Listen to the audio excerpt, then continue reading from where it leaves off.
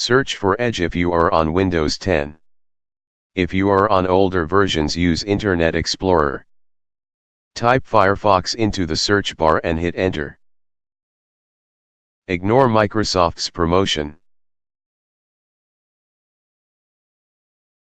Click on the Download Firefox link at the top of search results.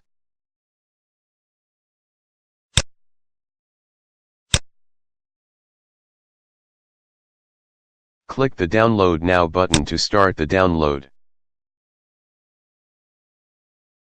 Click on the Run button to start the installation. Click OK when the UAC panel asks permission to install. Make sure you are connected to the internet. Wait for the download to complete. The installation is now complete.